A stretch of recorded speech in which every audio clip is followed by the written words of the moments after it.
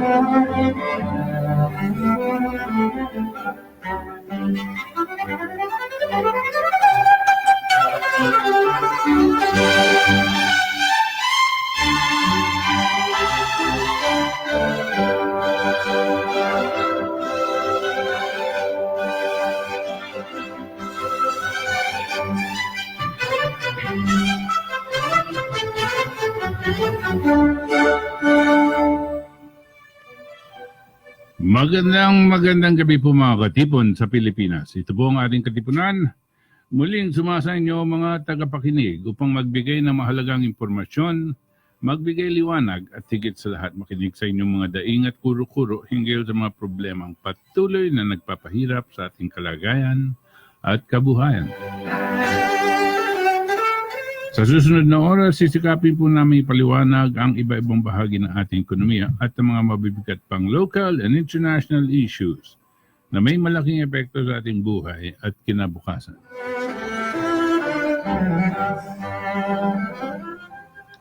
Ito po ang inyong katipon na si Butch Valdez, kasama ang iba pa nating katipon dito mula sa Save the Nation Movement. Kakarating po nila. Andito po si Lemmy.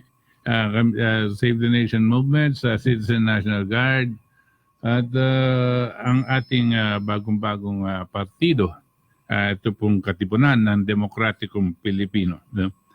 Kami po rito ay nag-aanyaya sa inyo na makibahagi sa ating talakayan sa pagsusuri ng mga kasalukuyang problema at paghahanap ng kaukulang solusyon.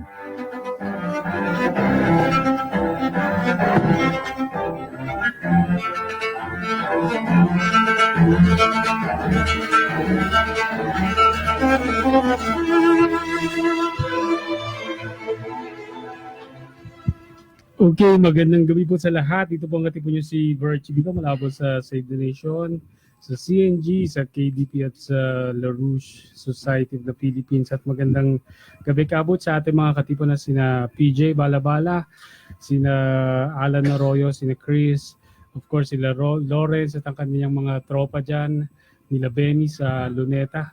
Oy, salamat pala kila Lawrence. Sino pa ba yung mga sumama noon? Nandun ba sila PJ? Andun si PJ? Hindi yata nakakahabol kabut. Sila si, Marlo nandun, no? si Day, ano pa niya? Si Day Si Day, si Siday Baghari. Ano ba? Bagari. Si June. June yung Si June. Siya yung si nag-escort. Joel. Sorry, Joel ba yun? Joel. Joel. Siya yung nag-escort sa atin eh. No? Yung ano, baka may mga mahuling mga kotse doon sa convoy natin. Maraming salamat sa inyo. Magandang gabi po sa inyo. Sa lahat po na nagte-text sa atin, no? Mm. At sa lahat ng sumusubaybay sa atin sa FB Live at maging sa YouTube.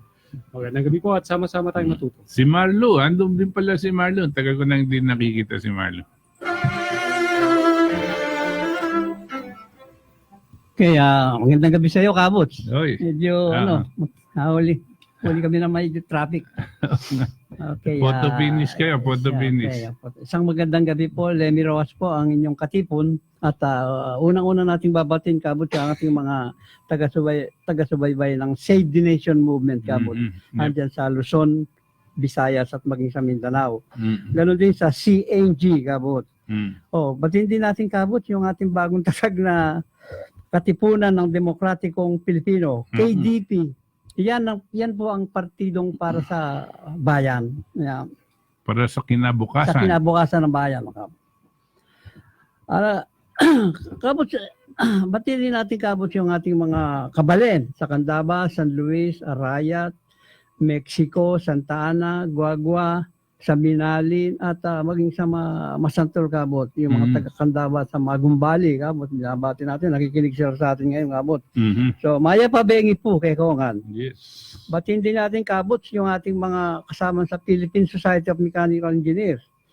Yung grupo ng Mechanical Engineers, Kabot, meron ng mga 80,000 mukha ko. Kaya Kabot ngayon 80,000 ba yan?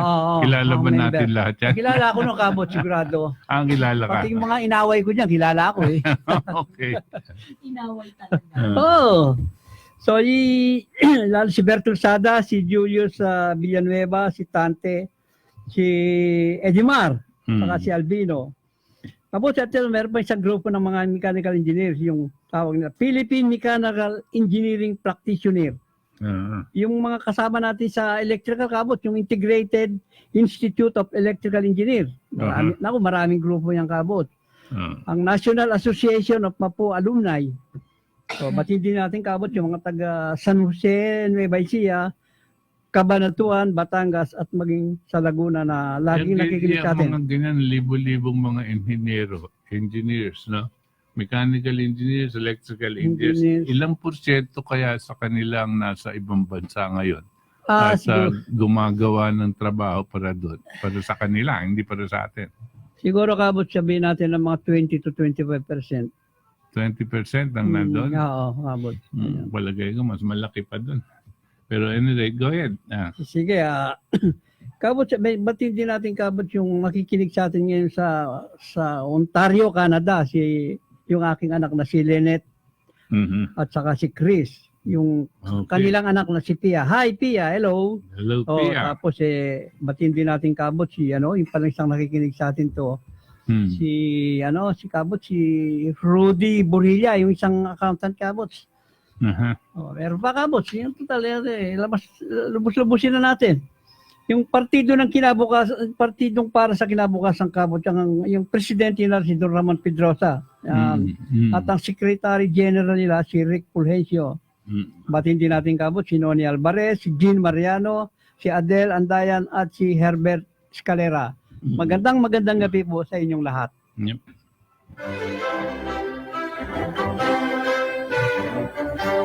Nandiyan din sila General De La Peña, nakikinig din. Ito yung in-interview natin last week. No?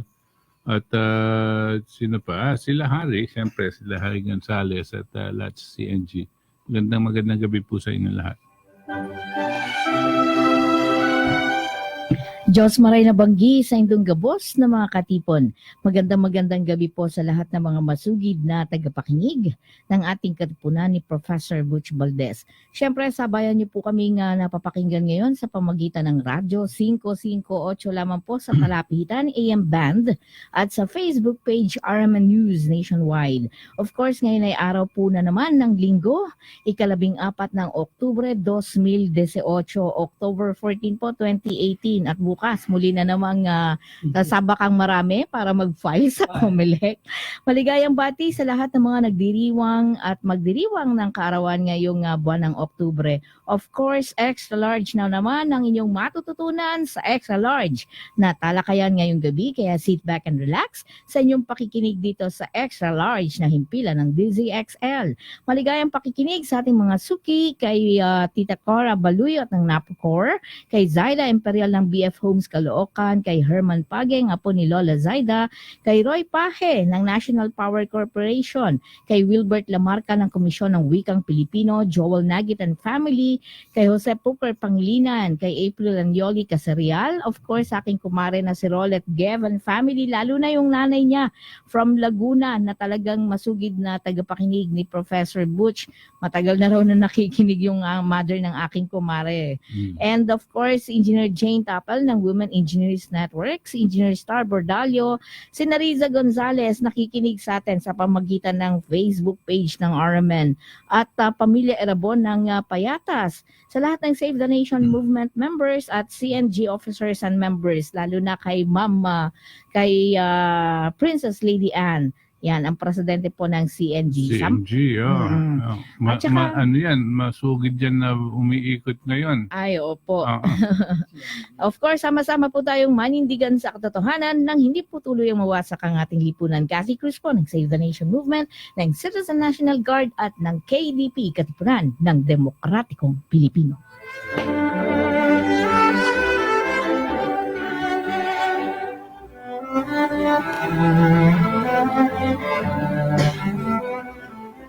Okay, ang ating pong Katipunan text ay 0917-964-8818. If you want to send us messages, questions, comments, whatever, 0917-964-8818.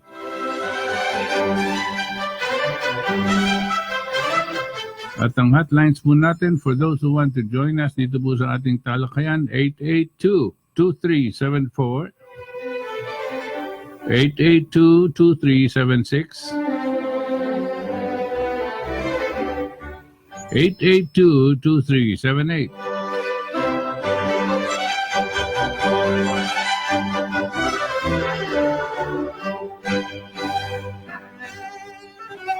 Huwag niyo pong kalimutan, we are live on Facebook.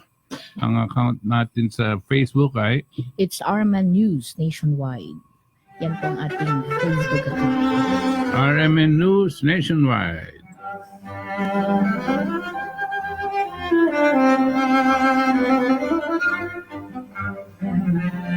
Also, would like to check into our website, larouchepac.com, larouchepac.com. Kung gusto pong malaman kung anong nangyari outside the Philippines, dito po sa Middle East, tungkol naman dito sa mga kaganapan na nangyayari dito sa Southeast Asia, involving Korea, China, Japan, marami po tayong mga balita dyan, no? Na hindi nyo nasasagap sa ating mga pahayagan.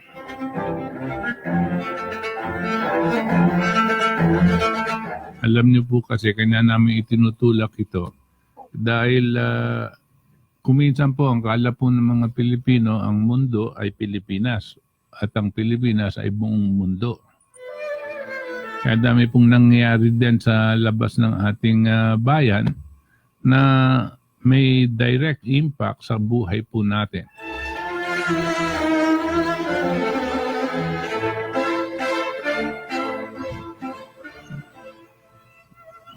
Okay.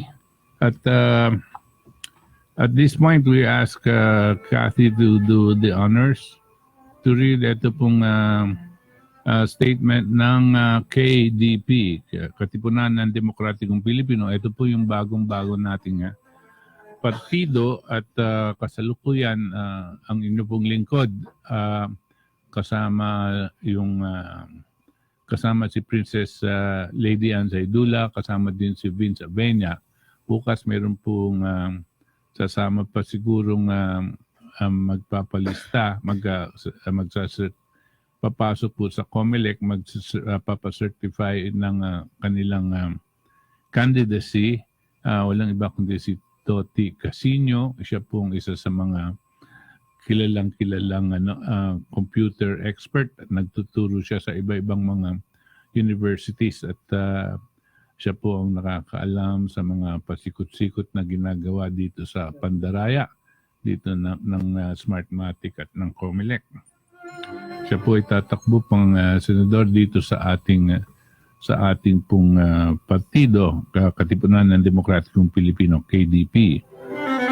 Isa po rin namin inaasahan ay ang isa pa na fighter at naninindigan sa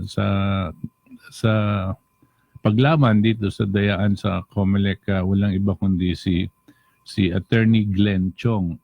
Naasahan po namin siyang pupunta sa COMELEC. Kung hindi bukas, hanap siya ng paraan at mukhang halos sigurado na siyang tatakbo. Yung isang araw, pumunta na doon, walang iba kundi si Attorney Larry Gadon. No? Si Larry Gadon po ay again tumatakbo din sa bandera ng KDP, Katipunan ng Demokratikong Pilipino. May mga iba-iba pong tumatakbo sa Kongreso, sa pagka-mayor. Ang balita ko dito po sa Quezon City, sumumpa na sa pagka-miyembro ng KDP si Chuck Matay, tsaka si Roderick Paulate. Sila po ay, alam niyo po, hindi pwede pong sumali sa KDP at gagamitin para tumakbo sa kung ano-ano man posisyon na hindi sumusumpa sa mga patakaran, sa mga pinaniniwalaan, sa mga isinusulong ng mga prinsipyo at programa ng KDP. At alam nila po, itong mga sumusumpa, meron po silang pinaintindi po namin sa kanila na kung sakaling hindi nila itutulak itong mga prinsipyo at mga patakaran ng ating partido, na ang Katipunan Demokratikong Pilipino, ay pwede silang tanggalin ng board of directors ng KDP bilang miyembro ng partido. At hindi lang po sila basta-basta tatanggalin, i-anunsyo po pati sa publiko na hindi na sila kasama sa KDP kung lalabag sila dito sa mga patakaran at sa mga prinsipyo na itinutulak ng ating partido. Kasi po ang partidong KDP bagong-bago at kanya po na itatag ito dahil po pinipilit natin na ang partido ay isang partido na it will be a party of principle and not of convenience. A party of ideas and not of personalities. Kasi po ang tingin namin dito sa mga iba-ibang partido, no? Kanya po nagtatalunan yung mga politiko diyan, nagtutulakan at gustong sumali dito, gustong sumali doon sa kabila. Hinahanap po nila yung pondo, yung pera para meron silang gagastusin daw sa kanilang kandidatura. O kaya sumasali sila dito sa may mga popular, mga personalities na na sabihin natin malapit kay Digong o kaya makaibigan ni Digong o si Digong mismo. Lalapit sila doon at pipilitin maisali dito sa mga listahan ng mga candidates. Ang KDP po ay kakaiba at ang lakas po ng KDP ay kakaiba dito sa mga ganitong klaseng partido. Kasi po yung mga ganyang klaseng partido ay nakita na natin noon at nakakaasiwa, nakakasakit ng tiyan. Bumabaligtad po ang tiyan natin pag nakikita natin itong mga partidong ito at mga politiko nagmamadaling mailagay sa kanilang mga partido pero wala pong patakaran o wala pong ilinalabas na programa itong mga partidong to. Wala silang pinaninindigan. Parang party-party lang o ganyan lang, parang kaibigan tayo, ganito, ganyan, samahan, no? Pero wala silang sinasabi para sa kabuhayan ng mamamayang Pilipino. Ang KDP po, punong-puno tayo ng ganito at meron talaga tayong gustong isiwalat sa ating mga mamamayan at gusto natin na kung man makakalukluk tayo, no, may tutulak natin yung mga programa na makakabigay husay sa kabuhayan ng mga mamamayang Pilipino. Okay, andito na po yung statement ng KDP na babasahin po ni walang iba kundi si Cathy Cruz.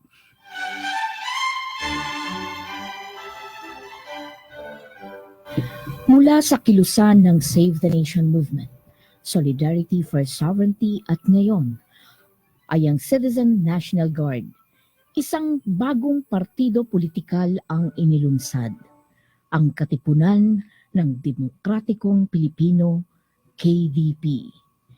Hinihikayat namin ang suporta batay sa reaksyon mula sa galit at pagkabigo ng taong bayan. Binuo namin ang partido politikal dahil sa hinaing ng taong bayan na magkaroon ng alternatibo kontra sa mga buktot na politiko na pawang nabahiran na ng ninakaw na salapi at sangkot sa pandaraya upang maging senador at kongresista.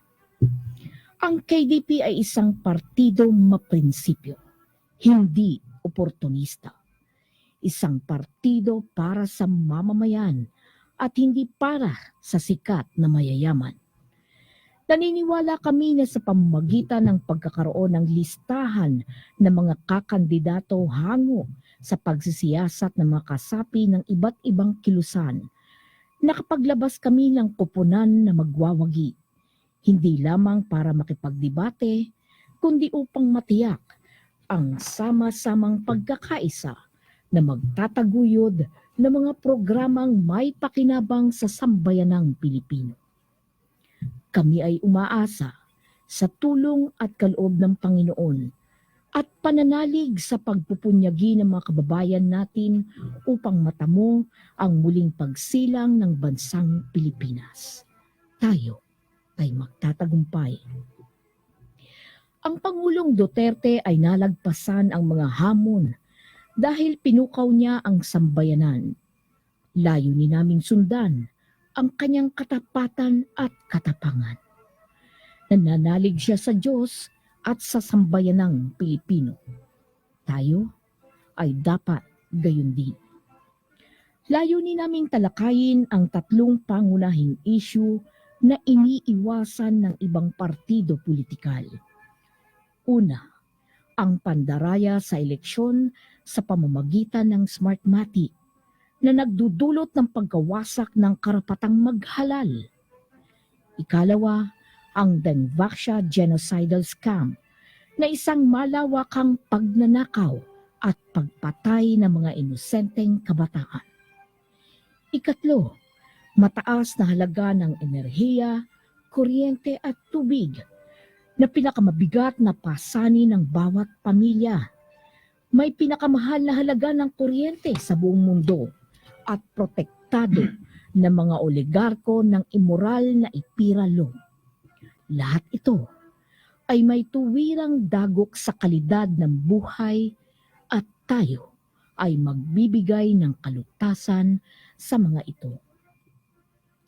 Tayo ay maglalatag ng programa ng pamahalaan, hindi ng mga hungkag na pangako, kundi mga programang nagsasalarawan ng filosofiya ng partido.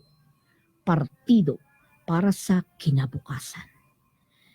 Una, isang patakarang pang-ekonomiya patungo sa agro-industrial development sa halip na ekonomiyang naninilbihan o service economy at maging pandaigdigang kasambahay.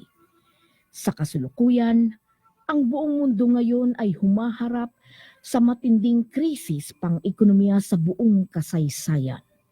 Ang ating bansa ay hindi handa sa mga matitinding dulot ng pagbagsak ng ekonomiya sa buong mundo.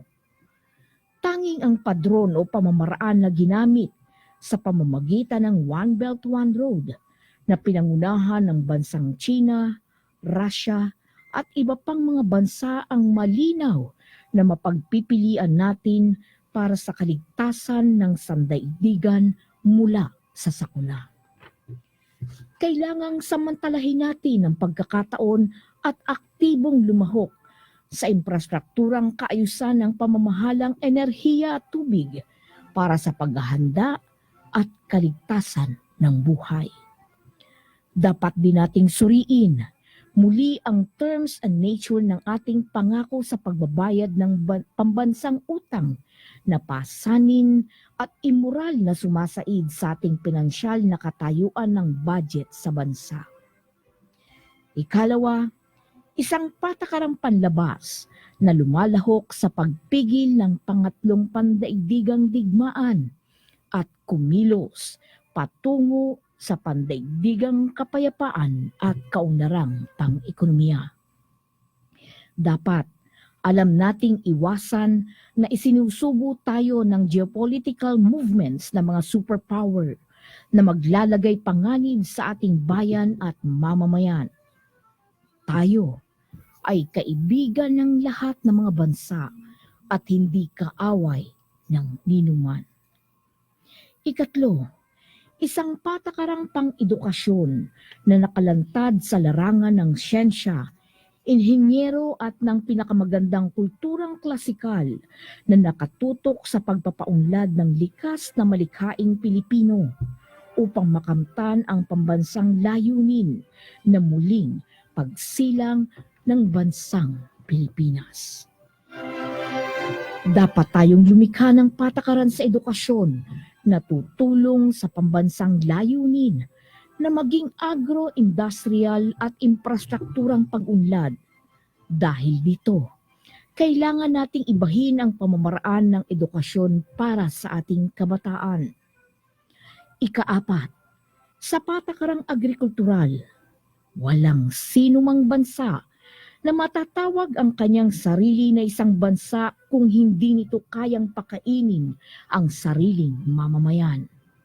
Ang ating partido ay itataguyod ang pagpapatupad ng malawakang paglikha ng pagkain na nakasalig sa siyensya at infrastruktura upang makapag-ani ng higit pa sa kinakailangan ng mamamayan.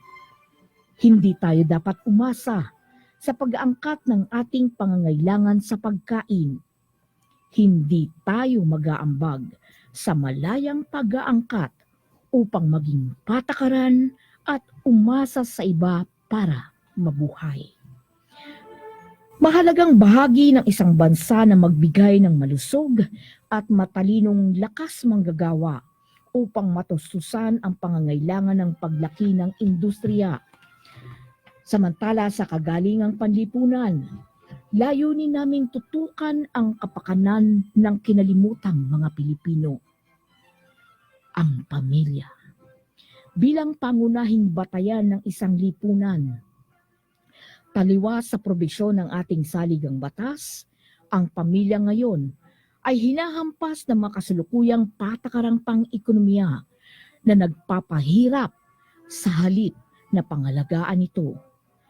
Ang mga programang pang-ekonomiya, paglaganap ng droga, kahina-hinalang palabas sa telebisyon at mga pangkalatang maling pagtuturo sa mga kabataan ay ilan lamang suliranin naglalagay sa panganib sa sagradong halaga ng isang pamilyang Pilipino.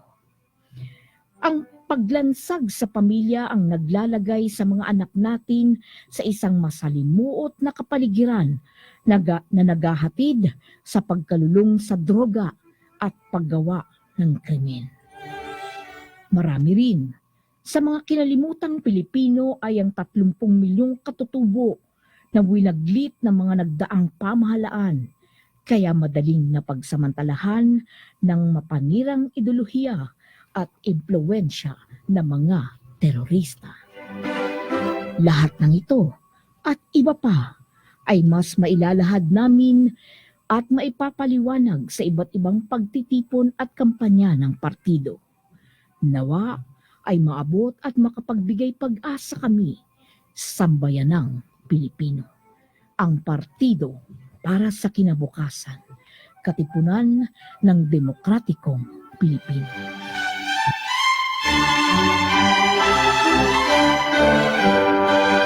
Araw-araw may matinding panganib sa pamilya mo.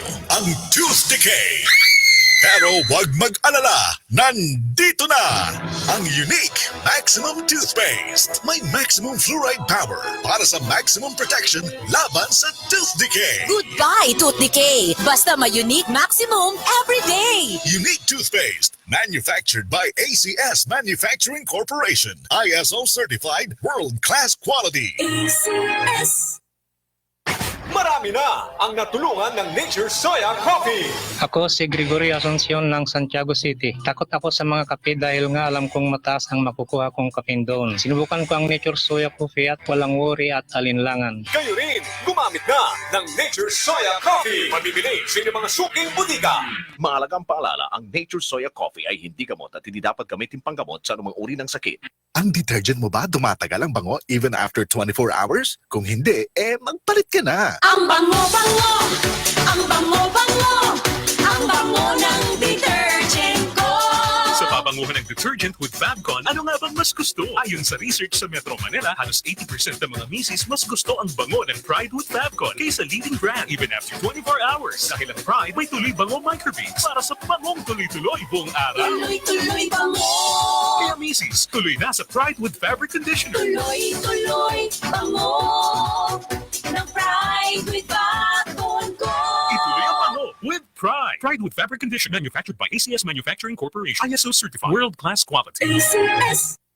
Calling the graduates of Fort Bonifacio High School, class from 60s to 2008. Batch 93 is inviting you to our annual FBHS Grand Alumni Homecoming on November 24, 2018 at the FBHS Ground. Gates open at 6 p.m. Tickets are now available.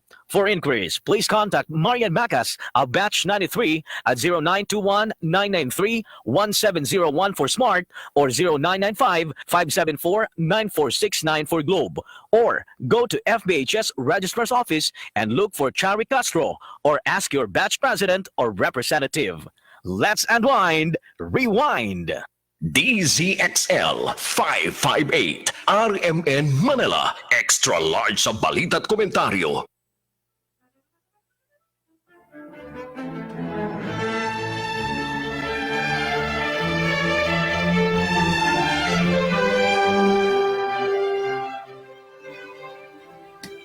Okay.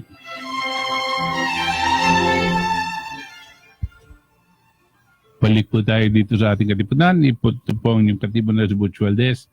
At kakatapos lang po basahin ni Cathy. Ito pong statement ng Katipunan ng Demokratikong Pilipino. KDP. Bagong partido po.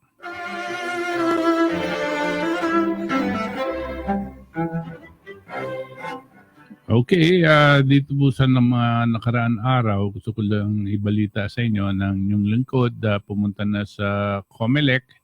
Kasama po ang dalawa nating kasama, si Princess Lady Anna Saidula, siya po yung presidente ng Citizen National Guard. Siya rin ay nag-submit ng Certificate of Candidacy para tumakbong Senado. Isa pong bata po at makisig na patriotiko na tiga dito sa Quezon City. Ang pangalan nito po ay si Vince Avena, no? Vince Avena, nasabak din po siya dito sa darating na halalan, no? Kasama din po ng KDP. Nauna na po dyan si Larry Gadon, no? Nung isang araw, at meron pa pong kami hinihintay, depende sa kanilang mga desisyon.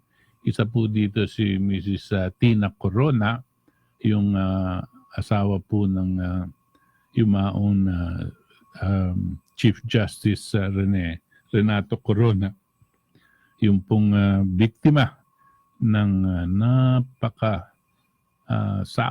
napakasamang pamamaraan ni Noynoy Aquino na pinilit niyang ma-impeach etong si Chief Justice Corona dahil si Chief Justice Corona daw ang nagbigay ng desisyon na yung lupain ng mga Cojuangco at Aquino dito sa Tarlac ay ibibigay sa mga tenants, sa mga farmers, no? Dahil po labag daw sa batas ang ginawa ng mga Cojuangco dito sa pag-aagaw nila nitong lupain, at meron silang responsibilidad dito sa mga farmers dito dahil sa agrarian reform. Kung matatandaan niyo po, itong si Corazon Aquino noon nagpa-implement ng isang agrarian reform program. Lahat po ng lupain ng mga makukuha nila dahil gusto nilang maging parang magpagkita ng gilas at magpagpaganda dito sa mga farmers, binibigay po nila yung mga lupain sa farmers. Hindi po masyadong hindi tayo makatutol noon dahil siyempre ginawa nilang batas yan, yung Agrarian Reform Program. Pero nakakatuwa dyan sa Agrarian Reform Program, ang libre sa programa at hindi kinakailangan ibigay sa mga tenants yung Hacienda Luisita. Yung kanila. Yung kanila, hindi 5,000 hektarya yon, hindi nila binibigay sa mga magsasaka, pero yung mga ibang may lupain, kinakailangan ibigay nila. Kaya nagkaroon po ng ganyan medyo masamang pagpapairal ng programa.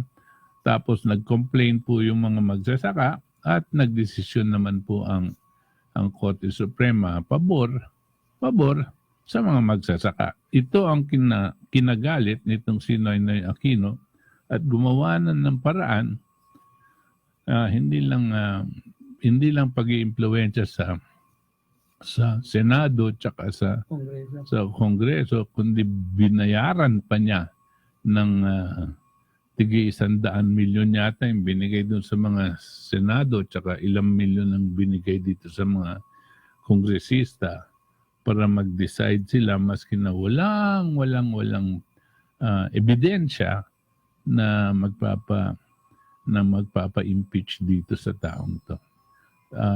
At hindi lang yung pagpapa-impeach ang ginawa pa nila, kinasuhan pa nilang lahat, pati na yung pag-aari ng pamilya, pati na yung mga pag-aari ng mga anak niya na nakuha nila dahil may asawa silang businessman at ganyan-ganyan. Pati yun. Tapos, pinatawan pa sila ngayon ng tax cases. Hanggang siguro sa samang loob at sa sakit, nagkasakit na tuloy-tuloy na si Chief Justice at namatay. No? Heart attack, pero daan yan dito sa kahirapan na talagang ginawa sa kanya ni Noynoy Aquino. at yung mga bayaran ng mga kongresista at senador. Hindi lang yun, pagkapatay pa ni Chief Justice Corona, hindi pa sila hanggang ngayon, yung mga kasong pang-aagaw dito sa lupain ng mga nila CJ Corona, no, na kanilang mga minana sa mga lolo nila, sa lola nila, magulang nila, hanggang ngayon hindi nila magalaw yung lupain na yon dahil kung ano-anong ginawa ng mga abogado ni Noynoy Aquino pampapahirap dito sa pamilyang to. Kanya po hindi makapag-desisyon si Mrs. Corona, si Tina Corona, na tumakbo pang Senado, no? At sabi niya hindi naman siya, ayaw niyang tumakbo para lang mag-revenge, no? Kung tatakbo siya para ipakita sa buong bayan yung kasamaan ng ating judicial system, no, na sobrang nagagamit ng mga iba-ibang mga politiko at hindi na itutulak yung tunay na batas. At but whatever her decision is, we will respect it. No? Yan po iniintay po natin sana magdesisyon na tumakbong pang senador. Tapos ito pong si Glenn Chong, isa din po yan, no?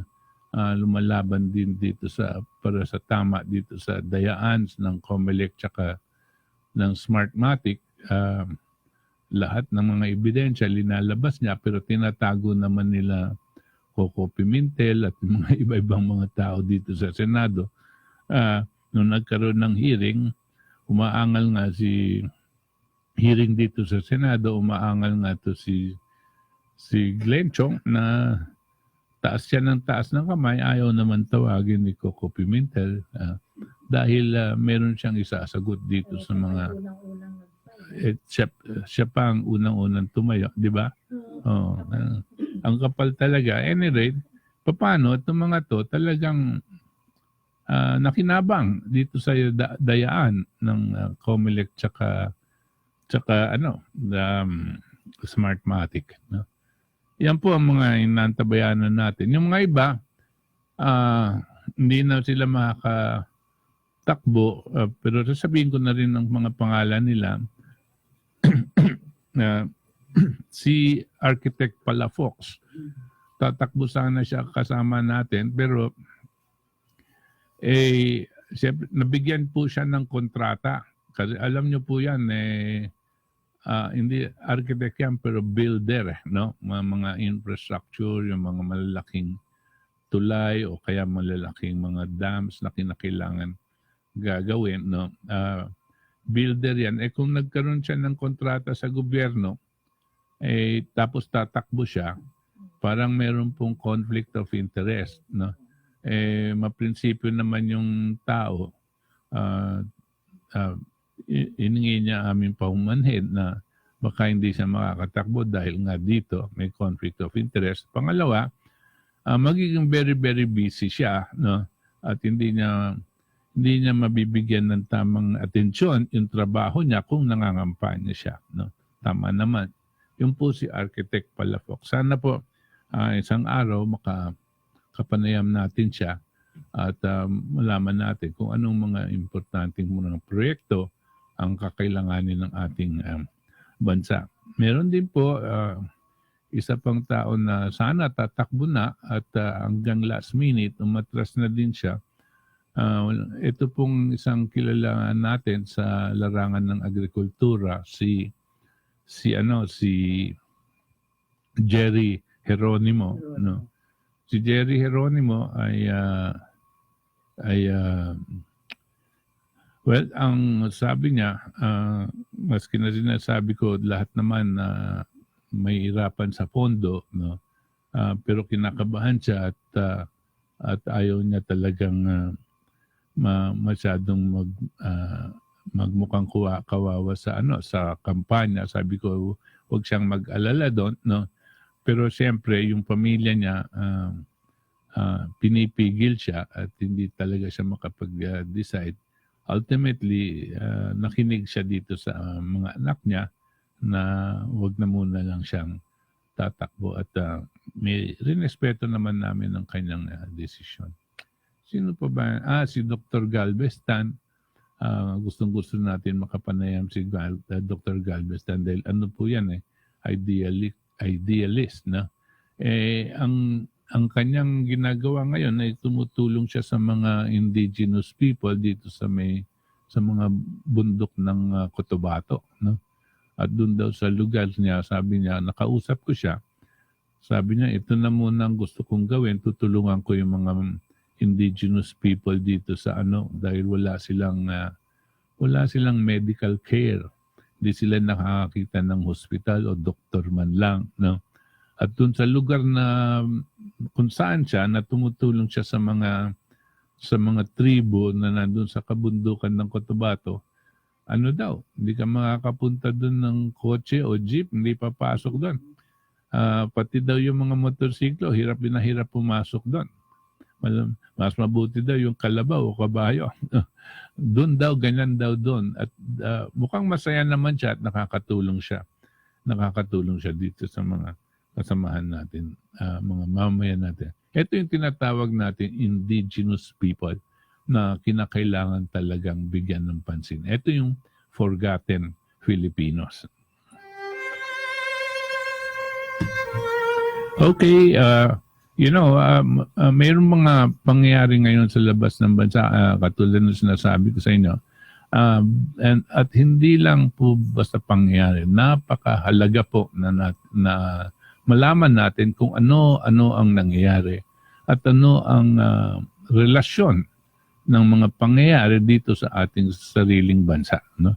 Siyempre, tuwing meron ganito, walang iba tayong tinatanungan na kundi yung matalik nating kaibigan na ngayon na nasa Estados Unidos.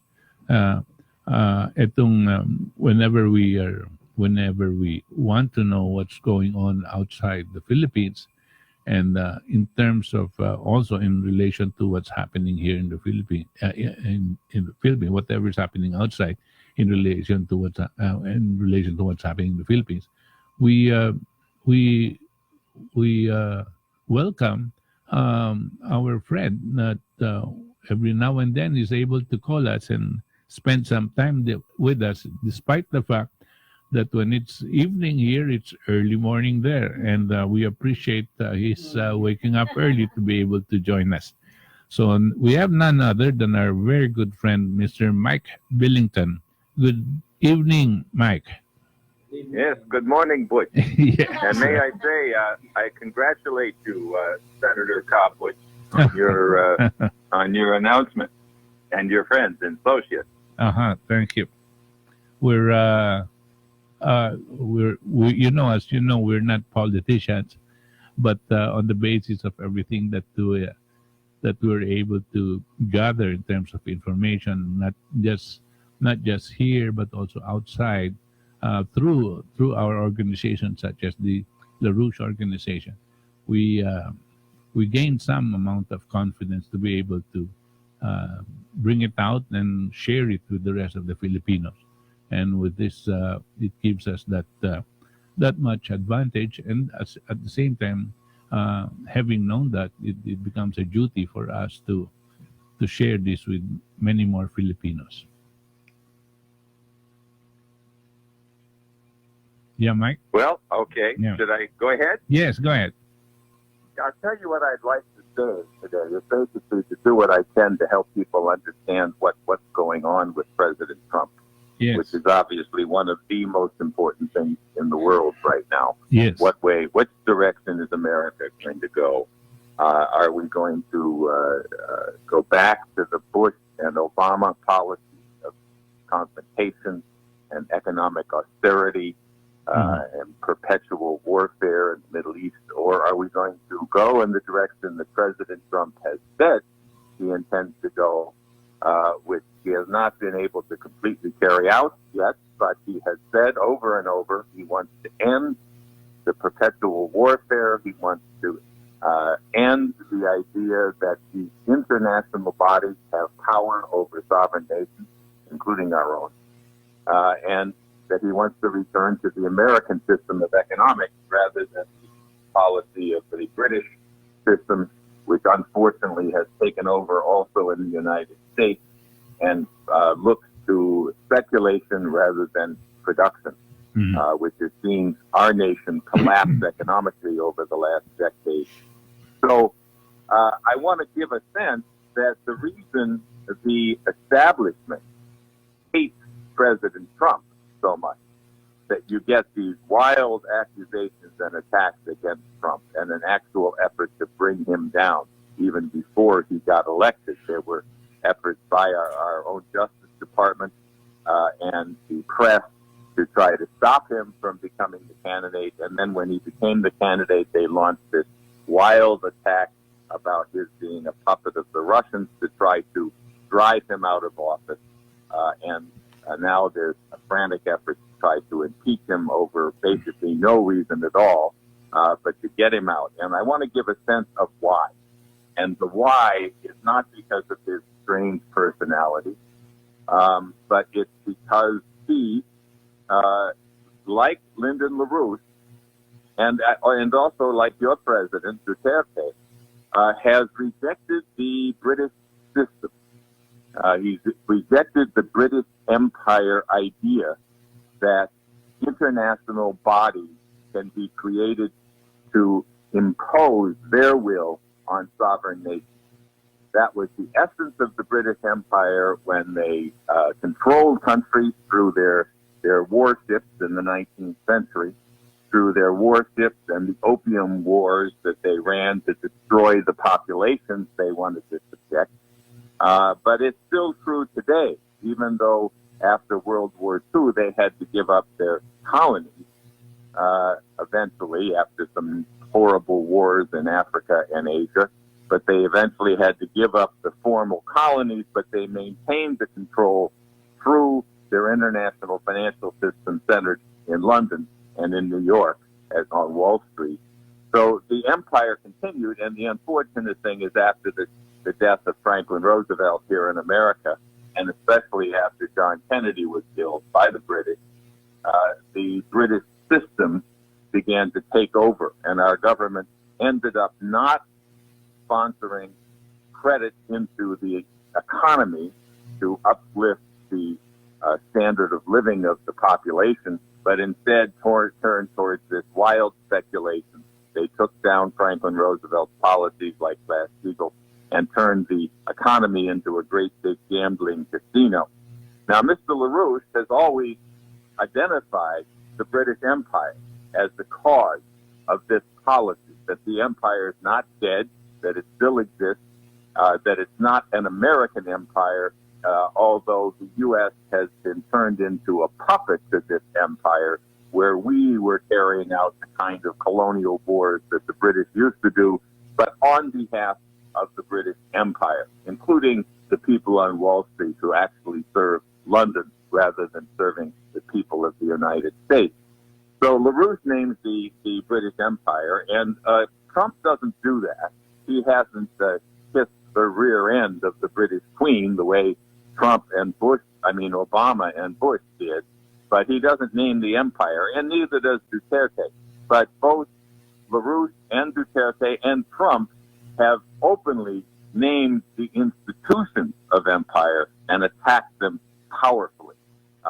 So the continuing population wars around the world, the massive proliferation of drugs that are destroying this country and your country and countries all over the world, and the continuing economic crisis are the threat which must be stopped and that Trump must be able to overcome if he is going to be able to stop the U.S. from becoming, like they were under Obama and Bush, a puppet of the British, and go after attacks against Russia and China. Trump, as you know, has openly said he wants to be friends with Vladimir Putin. He wants to be friends with Xi Jinping. But because he is not in full power in this country, he has nobody around him who is capable or willing to defend his outright fight against these international institutions. he really only has the American people, and the American people don't understand it that well, which is where our organization, a relatively small organization, but one which has been fighting under Mr. and Mrs. LaRouche for over 50 years now, to educate the American people and our friends around the world as to the danger of this global imperial policy, but also as to a solution to get out from under this imperial policy. Now, you probably have discussed with your listeners what Trump did at the United Nations this year. I just want to review it briefly to give you a sense of the fact that he's still fighting, that he has been forced to allow people like his vice president, this idiot Pence, who issued a speech last week, crazy speech, denouncing the Chinese as somehow the new empire, enslaving its people, using the Belt and Road to take over countries by loading them up with debt. This is one of the most insane things I've ever heard in my life. And Trump doesn't believe it. But he's not capable of stopping these people from this kind of stuff, the sanctions against Russia, this insane attack on China, because he believes, and I don't think he's right, but he believes that the American people are so inundated with this anti-Russia, anti-China thinking that he wants to wait until he confirms that he can stay in office by defeating the impeachment effort, which will take place if the Democrats are able to take over the House in the midterm elections next month, less than a month away from now. But that he's committed to going ahead with his programs once he consolidates that power. You've probably seen in your news that he is carrying out rallies around the country personally, almost every night over these last months. And in his speech at the UN, I'll just briefly mention, he directly attacked these international institutions. He attacked the WTO, which is the World Trade Organization, which is the organization which effectively tells nations it's illegal to store food for your people. That's against the free market. It's illegal to have policies that guarantee the survival of your nation, because we must allow the free market to determine prices and so forth.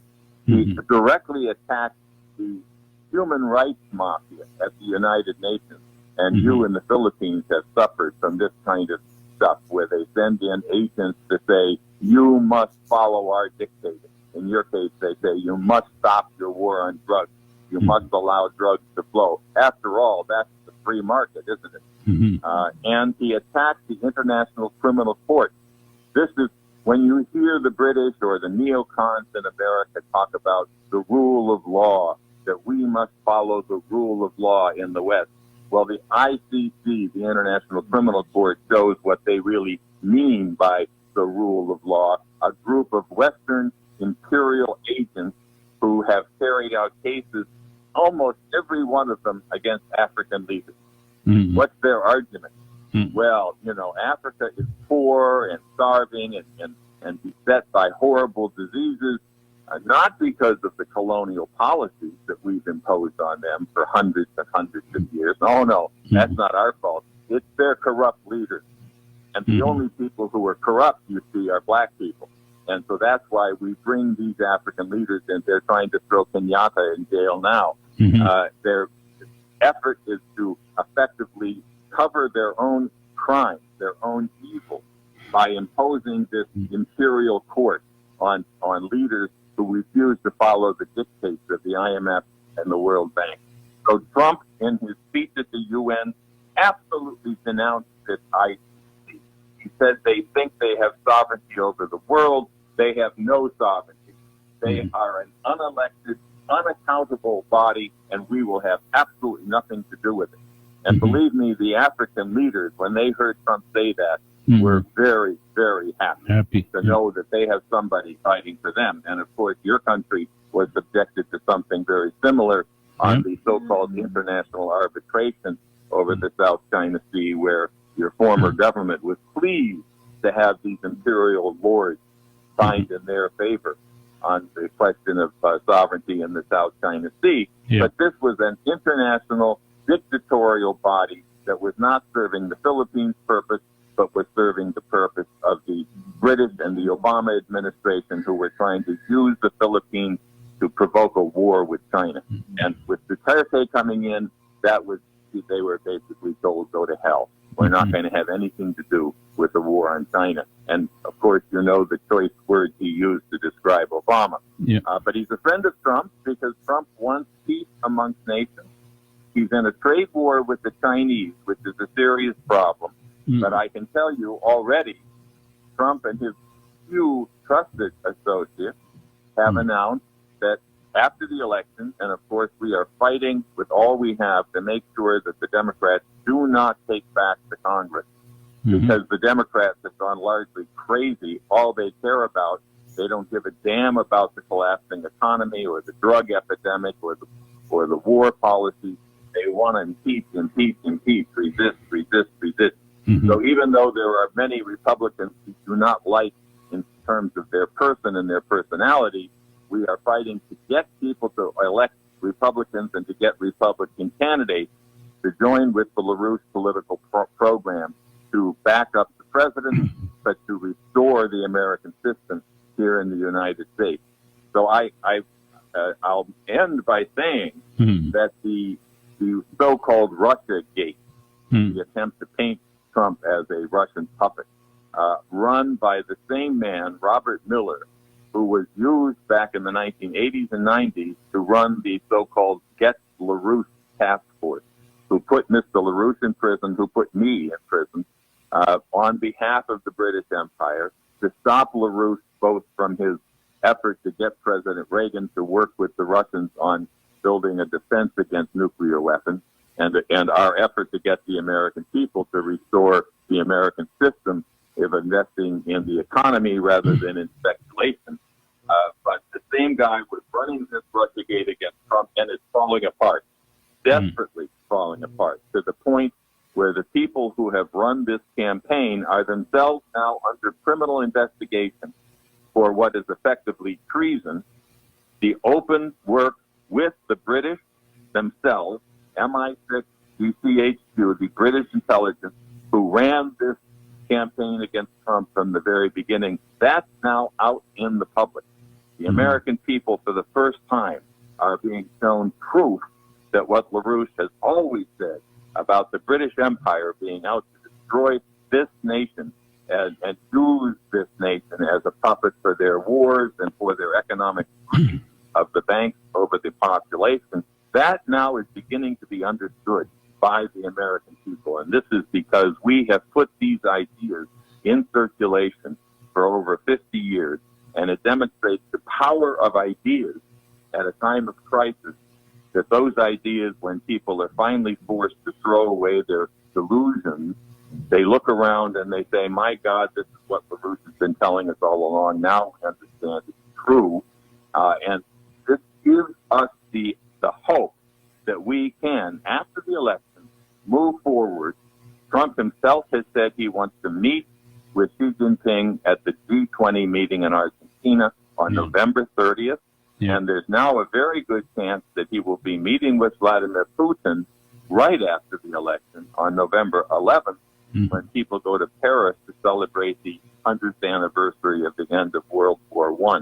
So right after the November 6th election, we have the potential for Trump and Putin and Xi Jinping to come together. That's the only way they're going to resolve these problems and stand up against those from the British and their supporters on Wall Street and in the U.S. economy and in the U.S. Congress, and put America and the world back on a course for the new world order, for what Mrs. LaRouche and Mr. LaRouche helped the Chinese organize over these last 30 years, this new Silk Road idea, the idea that we can take to Africa and Latin America and Asia and even to America, take the new Silk Road as a basis for the U.S. and China and the United States to work together for development.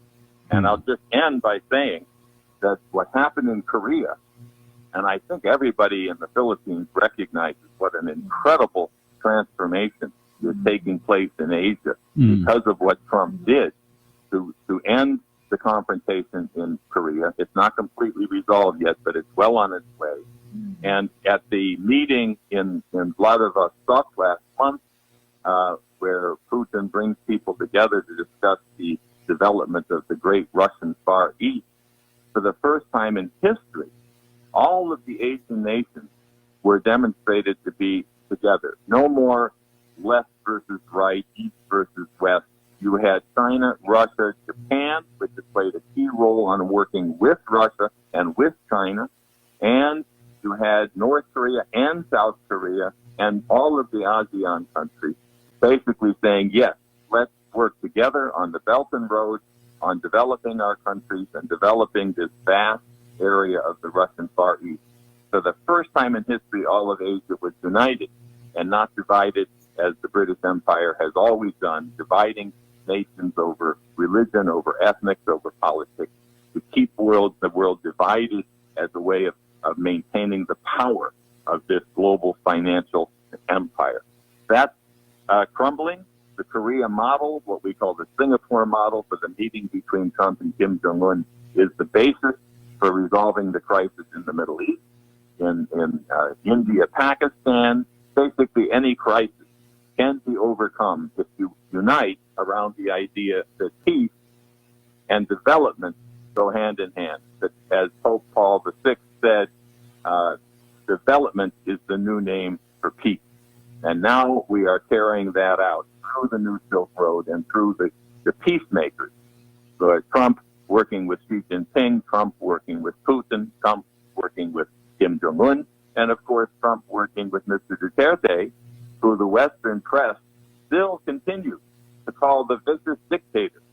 I've never figured out how they get away with saying that people that get the massive support of their population in elections can be called a dictator, but they do over and over and over again. So that's what I'd like to convey, and we can have some discussion about that. Yeah, let me ask the first question, Mike. We're always talking about the initiative that came from China on the One Belt, One Road, and that more and more countries all over the world are joining this whole effort. But it's critical, of course, that the U.S. get into the bandwagon as well. But it seems that instead of why is it that instead of concentrating precisely on this infrastructure development project, Trump chooses to go into a trade conflict with China? Is this a business tactic or something that is that's deeper? Yeah, it's not something that's going to work. Yeah, but it's very important, as you just said, to recognize that this is Trump's way. I mean, we had a horrendous crisis in this country because of our trade deficit, mostly with China. Yeah. And why did we have that trade deficit? Because under the former administration, over the last 30 or 40 years, the American policy was to turn against the American system, which was a policy of assuring that we had employment, progress, scientific development, technological development, education for our population, what's called the general welfare in our Constitution.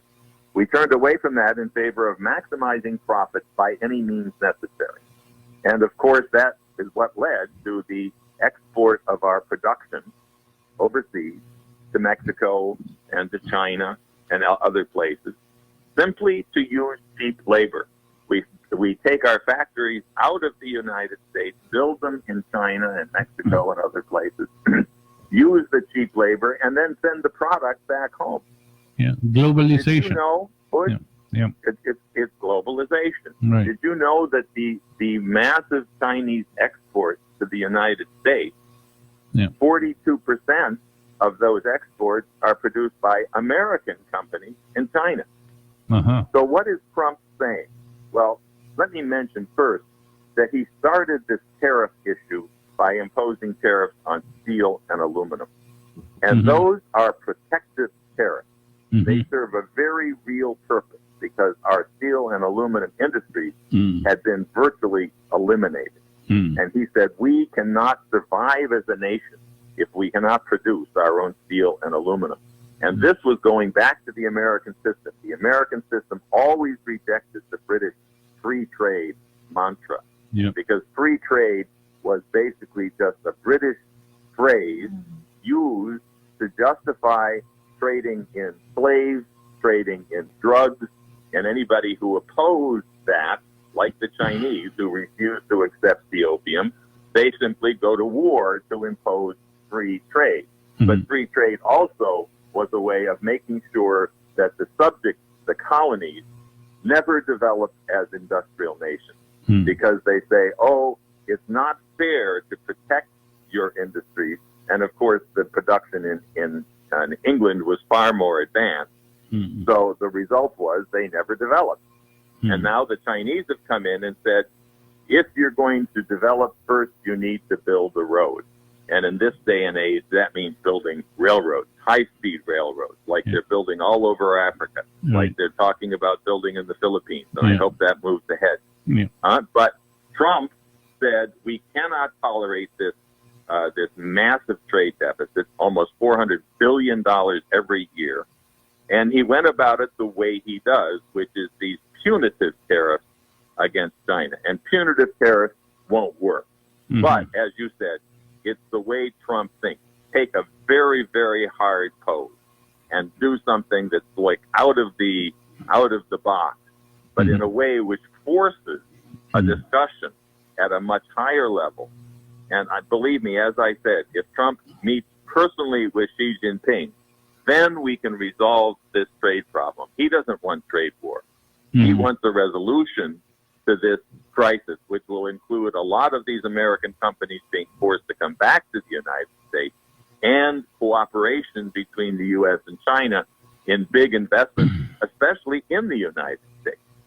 So the other side of this, which is that, as you know, and your viewers really need to know, Trump is very much alone. He has very, very few people in his administration who understand or agree with what he wants to do.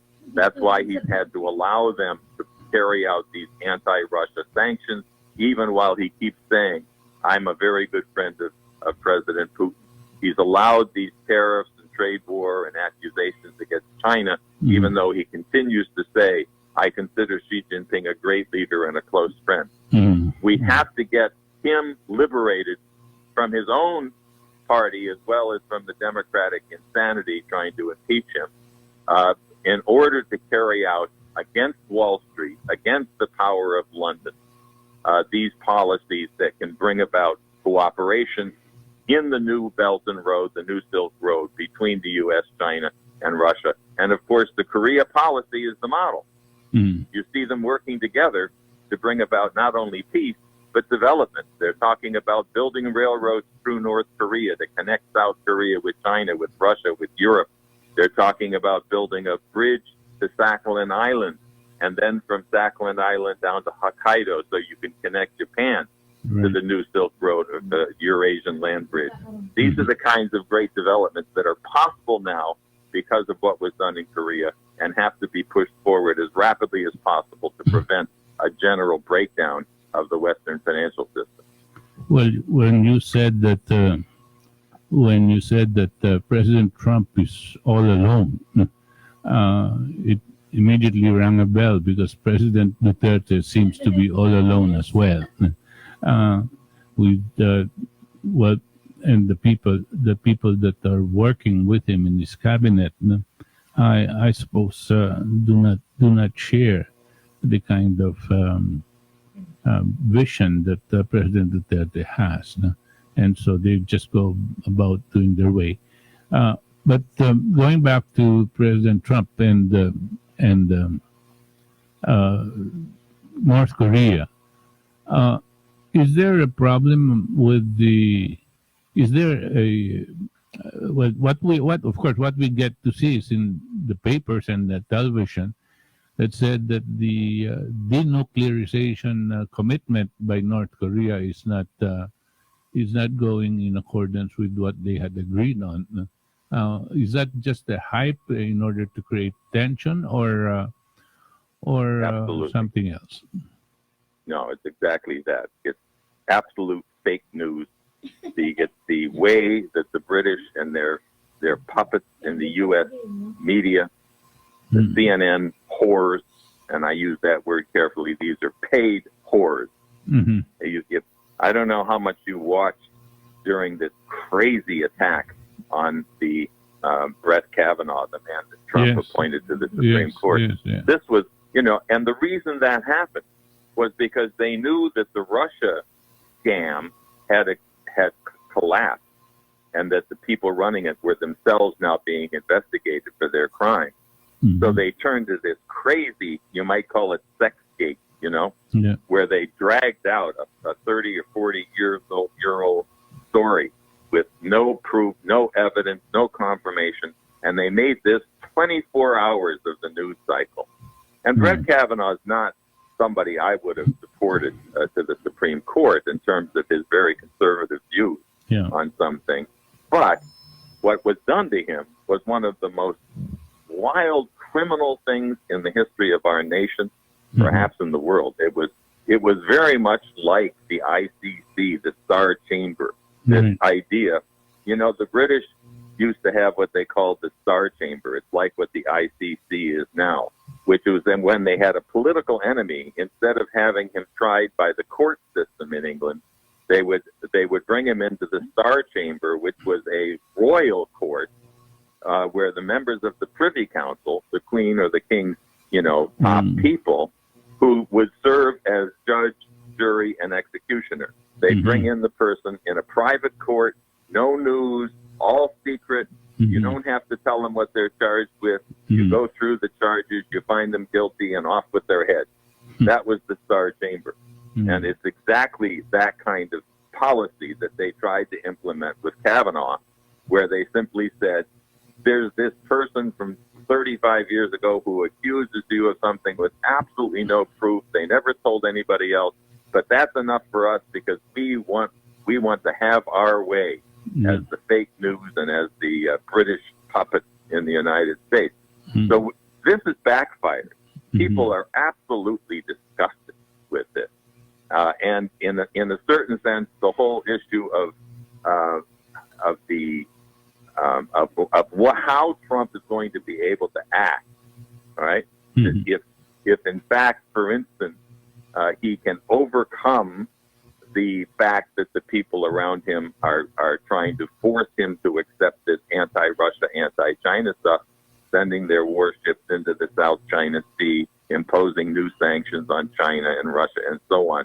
If he can overcome that by his personal diplomacy, by visiting with Trump, with Putin, with Xi Jinping, and with Duterte, it would be very good for him to have another personal sit-down with Duterte and reiterate that he fully supports this war against drugs. Believe me, we know what the drug situation is in the Philippines. It's even worse here. I mean, we are suffering the worst drug crisis in the history of humanity. There's not a single family in this country that hasn't had someone in their family destroyed. And not just the poor in the inner cities, but this is people who used to have good, skilled jobs and have been driven out of their jobs, can no longer support their family. They turn to drugs. They turn to suicide in many cases. And, of course, the big pharmaceutical companies are delighted to print thousands and thousands of times more of these opioids than they need for medical reasons, and then funnel it into the black market. And I'll mention here, because I think your people should know, that the Attorney General in Colorado, one of the first states that legalized marijuana, just put out a devastating report showing that the youth in Colorado now are using drugs 85% more than the rest of the country, which is already outrageously high. The traffic fatalities because of marijuana have skyrocketed. They're 150% more than they were before. And the criminal gangs have moved into Colorado. The argument that you should legalize drugs to take the drugs away from the criminal gangs is a total lie. Once they legalized marijuana, the criminal gangs, not only American but from around the world, moved in and set up shop in Colorado so that they could peddle this stuff around the rest of the country and use these networks to bring in the heroin and the cocaine. And in fact, the idea that they're making money by taxing the drugs because of the extra cost of hospital care because of overdose of the drugs and of law enforcement has skyrocketed far, far more than anything they collect from drugs. So if you hear George Soros and his friends telling your population that they should just go ahead and legalize drugs, then this is not only a moral crime against humanity, but it's also a massive lie that somehow you're going to do better with legalized drugs. Well, you mentioned George Soros, Mike, and so George Soros is all over this thing. He's with the ICC, the International Criminal Court. From what we hear, he's the biggest funder of the ICC, and then he's into this human rights group that they send over here to try to get their way here in the Philippines, and they also send people that are all the time trying to talk about the virtues of legalized drugs, no? And we have a vice president that publicly said that maybe the solution to our drug problem is to legalize it. No? So, why is Soros getting his way? And he's been around for quite some time. Nobody has indicted him. Nobody has put him to jail, or nobody has even shot him. No? Why is he? It wouldn't help any to shoot him. There's a problem with assassinations are something that only the British Empire does. Because if somebody is brilliant and courageous and willing to stand up against the empire, then they become a great danger, and killing them is a very serious blow to mankind because of the rare few geniuses, people like LaRouche, who they've tried to kill several times. But killing the oligarch never helps at all because they just have another one ready to do the same thing undercover. It doesn't help, and there's no reason to it. It never solves anything. But but Soros proves the point about the British Empire. He was, as you know, Hungarian. He and his father pretended they were Christians, not Jews, in order to work with the Nazis, in order to help the Nazis identify other Jewish families to be sent to the gas chambers and to help take care of their property. This is the way he got started. He's proud of this. He says this made him a strong person working for the Nazis. Then he went to England. He was put on a payroll of the Rothschild interest there. He used that money to become one of the great expert speculators against nations.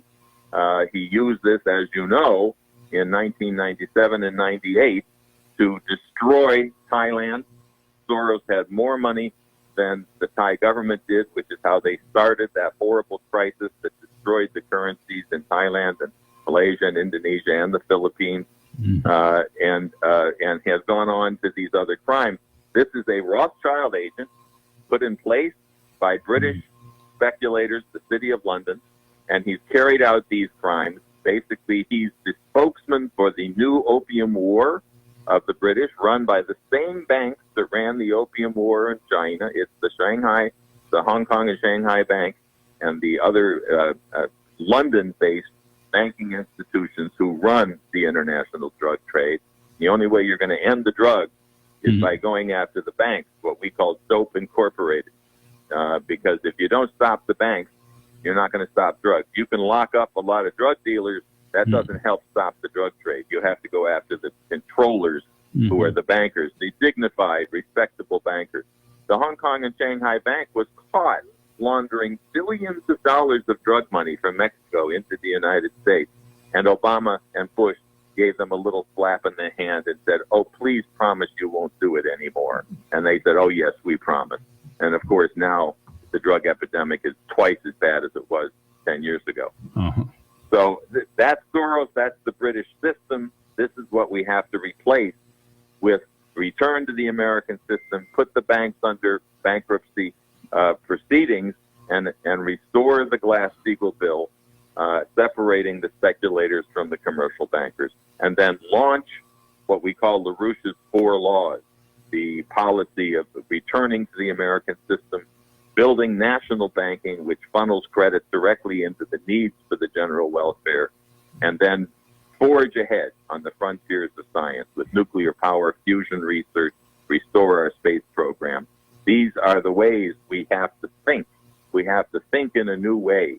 We have to restore the optimism in our population. And let me mention, Butch, you know, the Africans went to Beijing last month.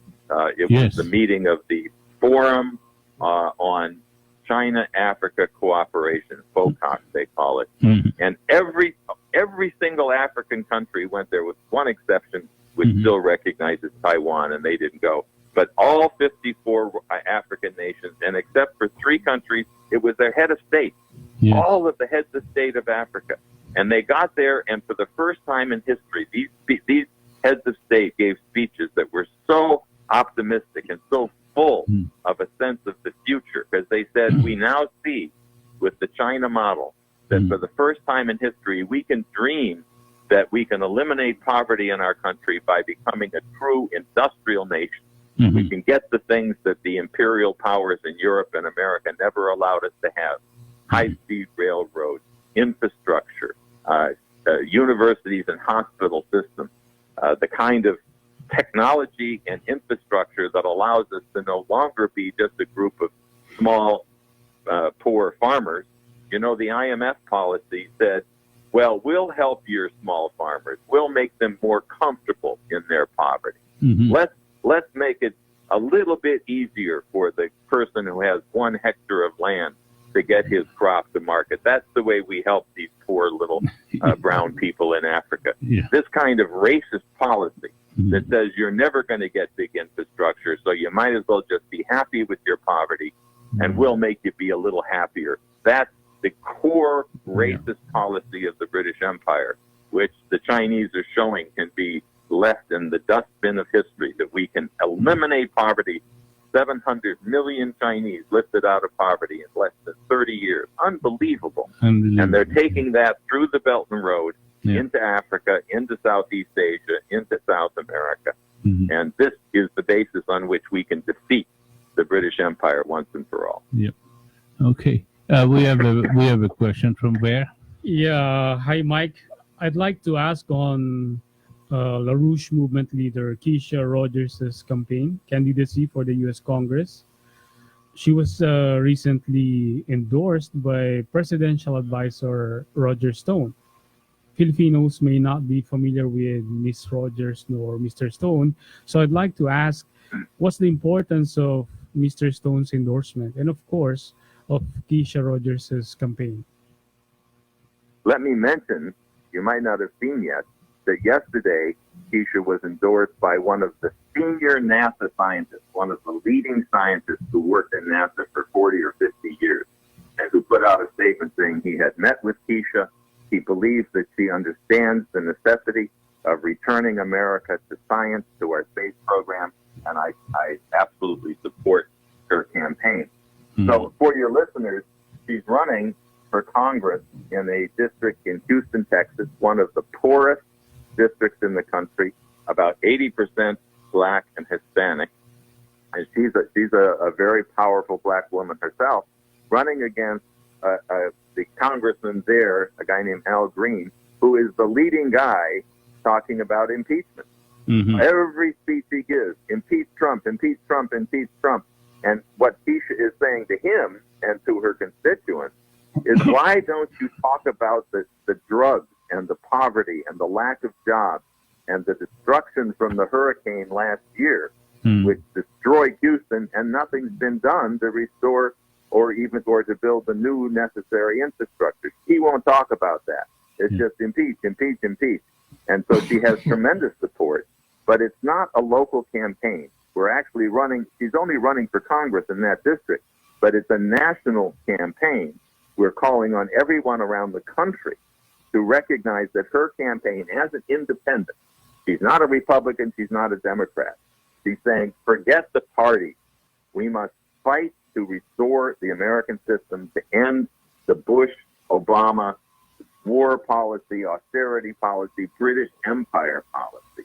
So she's getting endorsements from all over the country. Roger Stone, whom you mentioned, is a person who has been a close personal friend of President Trump for the last 40 or 50 years. He was actually the person that convinced President Trump to run for president. He also is a person who thinks that Lyndon LaRouche is the greatest genius of the 20th century and going into the 21st century, and has said so over and over and over again when he speaks. And when he speaks to Trump, he tells him the same thing. So for Roger, who himself is being targeted by the Robert Mueller Russiagate probe for lying reasons, of course, but, you know, he knows very well what it means to be subjected to this kind of legal witch hunt.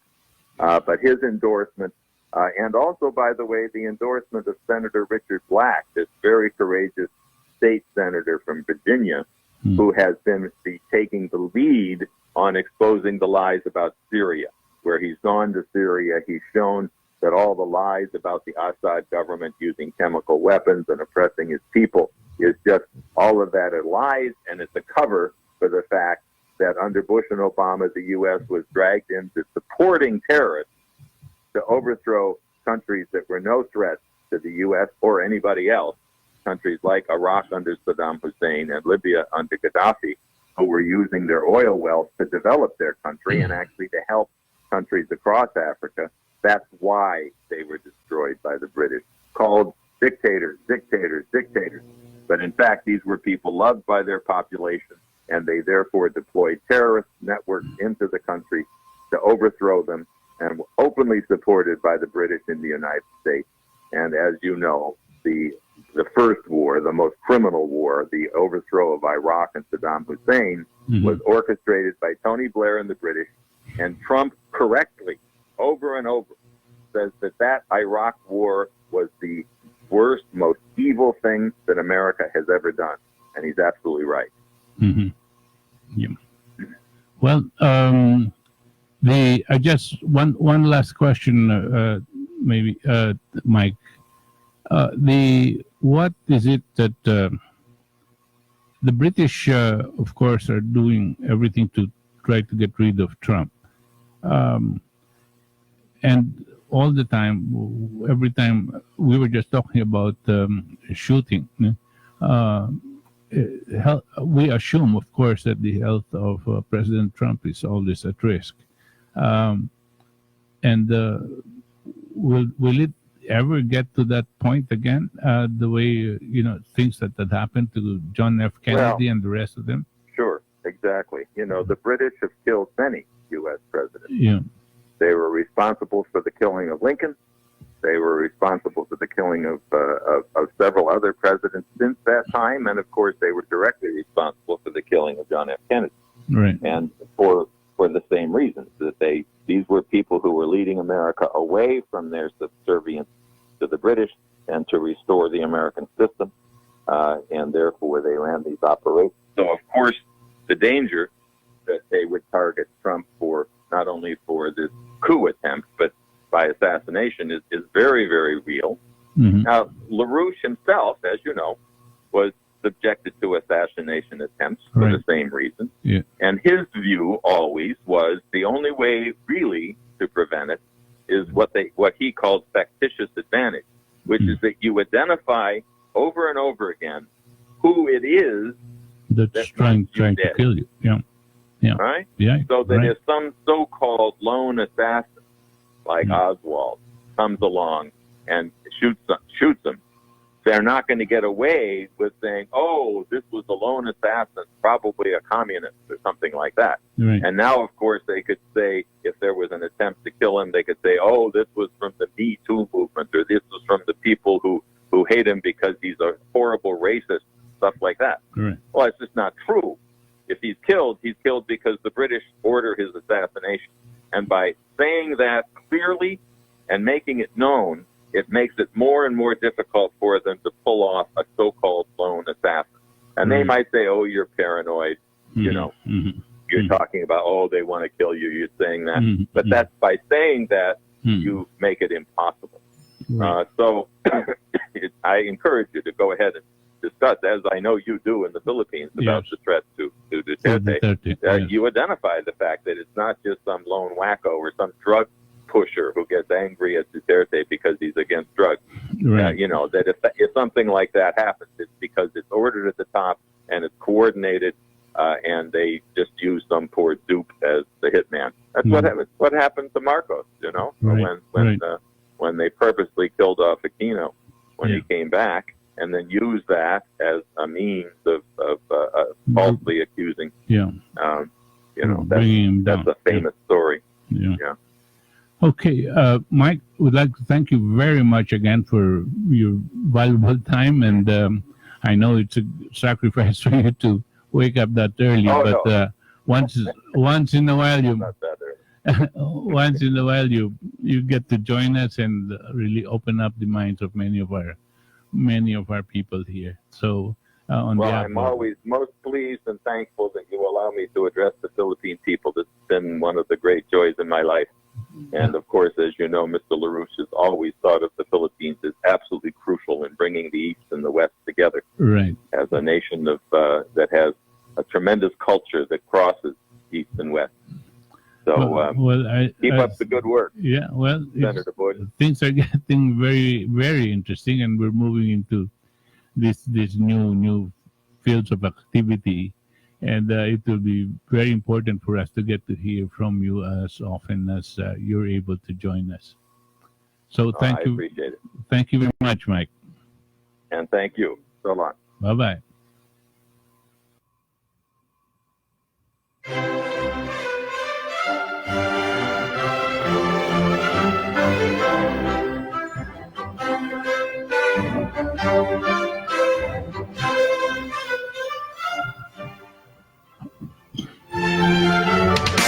Shield Bath Soap, sabong antibacterial. Shield Bath Soap, amoy pawis ay tanggal. Unbeatable ang Shield laban sa germs that cause amoy pawis versus another brand. May Shea Butter Moisturizer pa sa presyong abot kaya. Kaya recommended ng Philippine Nurses Association. Shield Bath Soap, sabong antibacterial.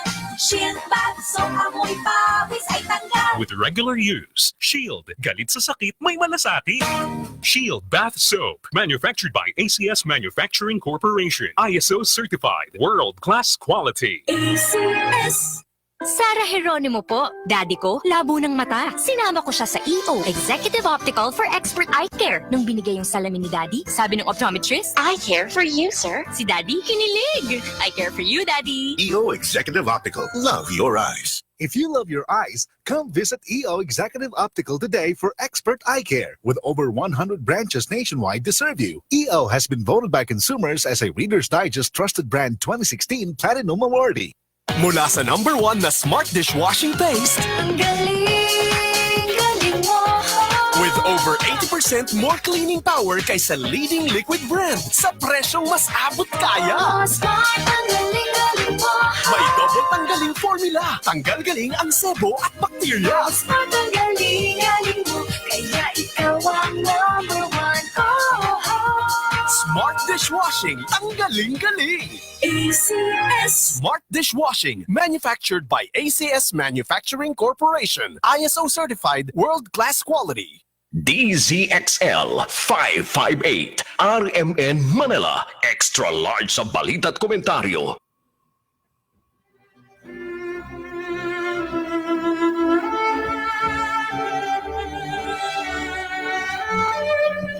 Okay, balik po tayo dito sa ating Katipunan. Ito po yung Katipunan si Butch Valdez. At kakatapos natin po makapanayam si walang iba kundi yung kaibigan natin from the US, si Mike Billington. Isa siya sa mga, well, he's head of the EIR desk on Asia, no? At siya rin isa sa mga poste ng LaRouche organization. Si Mike Billington, at madalas na po siyang pumupunta dito, bumibisita sa Tuwid-Tuwid na kanya lang more recently in the past how many years alam niyo naman, very, very busy sila ngayon at katulad ngayon no, sa Amerika. They're backing up and supporting and giving a lot of advice to President Trump. Nakita niyo na yung ating huling katanungan sa kanya hinggil dito sa peligro na inaharap ni President Trump kasi sinasabi niya kung mahusay ka at gusto mong gumawa ng mabuti para sa mga mamayan at sa buong mundo, ang kalaban mo yung mga may hawak ng empire. No? Yung empire na itinutukoy niya, walang iba kundi yung British Empire.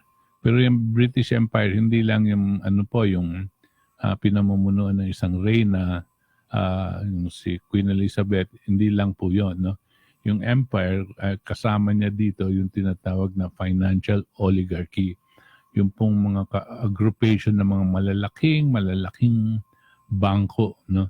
Na nagpapatakbo ng sistemang pananalapi ng buong mundo. No?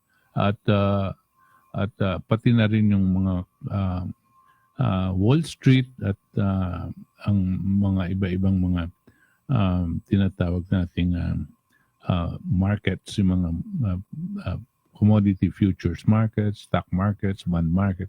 Sila pong nagpapatakbo nito, itong mga malalaking bangko. No? Yan ang empire. Yan ang may control sa mga ekonomiya ng halos buong mundo. You know? Dahil dito sa sistemang ginagawa nila, ay medyo na may meligro at marami na pong bumabagsak. At dahil dito, alam po ni President Trump ito na gusto nilang manatili dito sa tinatawag na empire at gusto nila pa rin mag-control ng mga iba-ibang mga bansa. Kasama na rin pati yung bansang Amerika. Linalabanan po ito ni Trump. No? At kinakailangan niya, kakampi niya ang China at saka yung Russia para buwagin itong empire na ito. No? Pero ang kalaban niya, hindi lang po sa labas, sa mga British, kundi yun din sa loob kasi mga tauhan yan, mga bayaran no, na pumapaligid sa kanya. Kanya sabi niya kanina, he's in a very lonely position. No? Dahil maski na yung mga katabi niya, alam niya, kalaban niya. No? Pero matapang po si Trump at meron siyang mga mahusay na advisor na nanggagaling po dito sa tinatawag natin LaRouche Organization. At sinabi natin na kung meron bang peligro na babarilin siya o papatayin siya, sabi niya, oo. At ang depensa dyan, sabi niya, wala, mahirap talagang pag-depensa dyan ng mga security guard o yung mga kung ano-ano. The only defense that has been really effective is to tell the world who's going to kill you, no? And who your enemies are and who want you killed. Eh, hindi nyo ba nakikita? Ganyan na rin ang ginagawa ni Presidente Duterte. Sabi niya, kung meron papatay sa akin, sumabog ang eroplano ko, ganyan, ang may kasalanan niyan yung CIA. No? Kasi yun na nga, alam niya na pwede siyang patayin itong mga ito. Tapos ngayon, sinasabi na rin niya na may tangka sa kanyang buhay dahil meron pong mga pagsasama itong mga komunista, itong mga yellow tards, no? At pinangalanan yata nila itong mga leader ng yellow tards na sumasama dito sa conspiracy. Siyempre, lalabas sila, dinideny nila ito, no? Pero yung intelligence report po ay nakatutok nga dito sa ganitong mga plano. Dito yung Red October na sinasabi ni Secretary Lorenzana na meron tangka talaga na ano siya, na diffuse, hindi na ituloy. Bakit hindi na ituloy? Kasi binisto. Kasi binisto nila sa buong bansa na ito ang intensyon nitong grupong ito, no? So dahil lumabas, mas nahihirapan silang gagawin ang kanilang gustong gawin. hindi guaranteed. At kanya namimiligro pa rin ang buhay ng ating Pangulo, no? Dahil sigurado meron pa rin dyan mga matsyempuan at gagamit ng iba-ibang paraan para matanggal ang Presidente Duterte. Yung pong nahuhuli dito sa droga at napipigil, bilyon-bilyon na po ang nawawala dyan sa negosyo ng mga yan, no? Pagkatapos, yung pong mga nasa yellow tarts na liderato, takot po sila na makulong dahil patuloy ang galaw ng hustisya. Yung mga kaso, pag marami na silang ebidensya at nagawa na yung buong kaso, sigurado ihahabla na yan at itutulak na yan sa Korte Suprema o kung saan man nararapat na korte, no? Itong mga sila Noynoy, no? Yung mga kasalanan niyang, maraming kasalanan nito si Noynoy. For example, ito lang sa Dengvaksha, no? Malaking kasalanan ni Noynoy dito at sigurado yung ahensya ng mga gobyerno natin, hindi ko alam kung saan, NBI o kung ano man, Department of Justice, gumagawa na ng kaso yan. At pag ready na sila, isasalang na yan talaga sa korte. Kanya naman ayaw nila, takot na takot sila dahil pag nasalang yan, talagang makukulong sila. Medyo mabagal nga lang tayo, nababagalan. Ano ba? Bakit nandiyan pa yan? Bakit nakawala pa yan? No? Klarong-klaro naman na yung ginawa nilang pagpapatay. Dahil alam nila, papatay sila ng mga bata. Itong sa Dengvaksha. At sinulong pa rin nila. As of now po, about 1,000 children have already died because of the Dengvaksha. And about 8,000 of them are in the hospitals and suffering from the side effects of Dengvaksha. Yung pong side effects nito, nabubulag po yung mga bata. Yung mga iba po na kakaroon ng muscular dystrophy, yung hindi wala ng coordination, tapos hindi na makalakad o hindi na makakilos ng mahusay. Yung mga iba naman po, parang sisiraan ng bait, parang nasisiraan. Kasi po yung effect ng Dengvaksha daw, parang namamaga yung utak mo no? Pag namaga yung utak, syempre nandiyan lang masakit, no? At hindi na normal ang nung pag-iisip ng bata, no? Kawawang-kawawa po. At lahat ito talagang kasalanan ni Noynoy tsaka yung si Garin, no? Alam nila na hindi pa tested ng mahusay itong gamot na ito. Pinilit nilang iturok sa 800,000 children. At ito nga ang nangyayari. At yung nakikita natin pong figures na yan, 8,000, maliit pa po yan, understated yan. Sigurado mas marami pa yan, no? Ito lang ang Department of Health. So may takot sila na makulong, no? Kanya gagawa silang paraan, magsasama-sama sila para tanggalin si Duterte. At kung hindi nila matanggal, siyempre baka patayin nila. Tapos bago natin basahin yung mga text, konting lang, isang sabihin nating panawagan, sa ating mga kasapi ng Save the Nation movement at saka sa CNG. Kasi po itong bagong tatag nating politika, kabot, magandang layunin yan . Hinihilig natin sa lahat ng mga inyero, yung mga professional, mga magsasaka, suportahin po ninyo ito kasi dito po nakasalalay ang kinabukasan ng ating mga pamilya at sa mga susunod na henerasyon. Ang KDP, Katipunan ng Demokratikong Pilipino, kabot.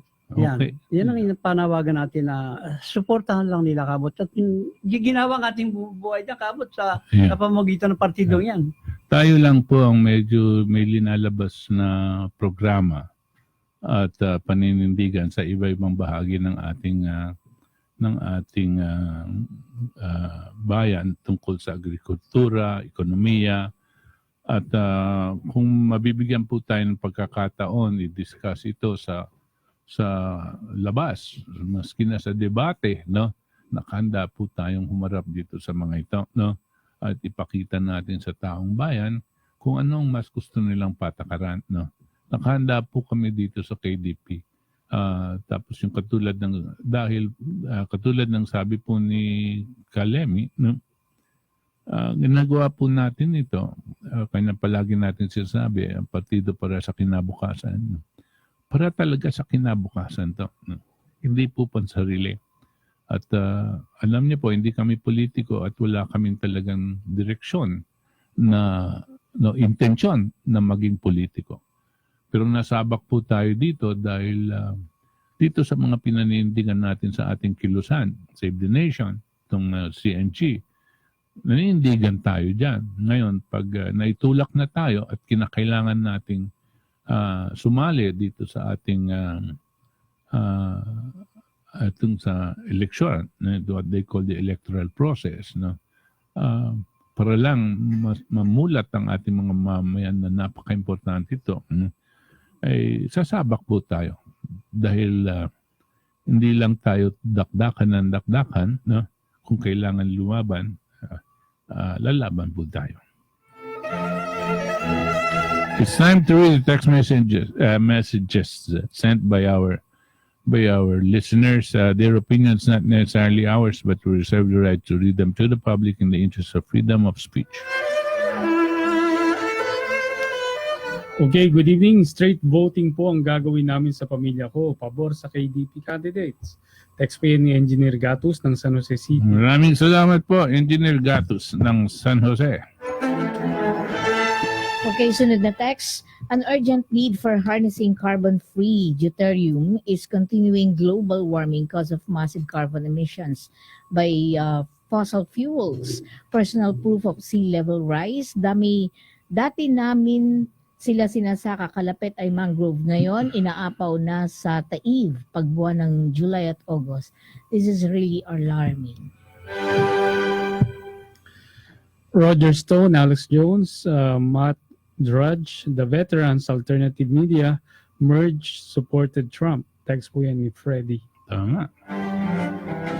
Okay, sunod na text. Bumabati at sumusuporta sa inyong grupo, Kabuch. Text po yan ni Linda Mendoza ng Makati. Maraming salamat po, Linda Mendoza ng Makati. Good evening, Kabuch at mga katipon. Tuloy-tuloy lang, Kabuch. Ikakampanya ka namin. Mante-matchas po ito. Salamat po.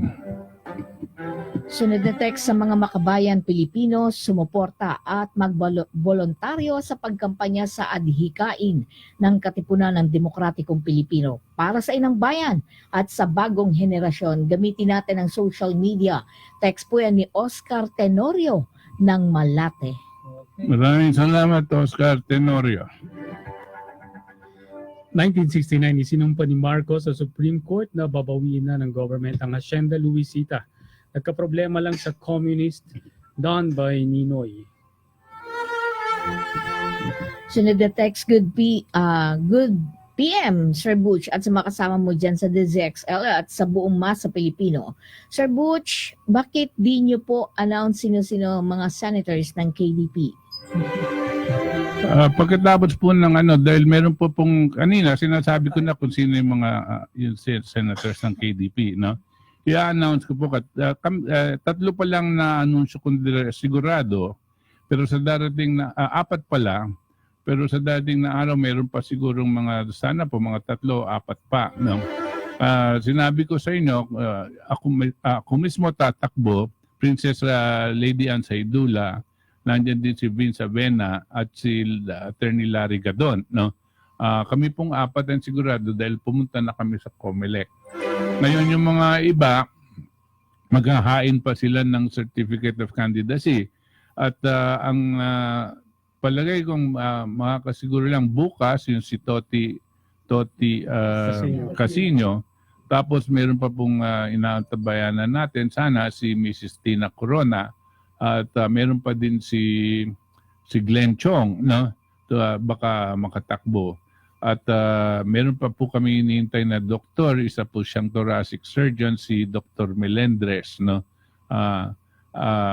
Surgeon po siya at meron po siyang mga ideya tungkol sa magagandang ideya tungkol po sa kalusugan at yan din po hinihintay po natin. So habang hindi pa po sila nakakahain ng kanilang certificate of candidacy, hindi ko po mailagay officially at i-anunsyo na sila sigurado po sila. Pero naririnig niyo na po ang pangalan nila, sinasabi ko na po. Kabut, ano na po ba nangyari sa mga Tulfo tungkol sa Department of Tourism? Hindi ko po alam. Okay, sunod na text, tanong lang po, may pag-asa pa ba gamitin ng Bataan Nuclear Power Plant? Opo. Alam niyo po, huwag kayong mawalan ng pag-asa habang buhay po tayo, no? Kailangan po ng ating bayan yan. Medyo na balitaan ko po, itong si Secretary Cosi ay baka tumakbong governor kung saan man. No? Gusto sabihin, baka mapalitan ng Secretary of Energy at mabigyan tayo ulit ng konting pag-asa. Pero meron tayong ibang ginagawa ngayon, no? Na proposal kay sana po makaabot sa ating Pangulo kasi marami po tayong binibigay na suggestion at proposal pinapaabot natin sana sa Pangulo pero mukhang may mga ibang nabablock po, no? Hindi po umaabot sa kanya hindi po niya masyadong siguro meron pong recent one.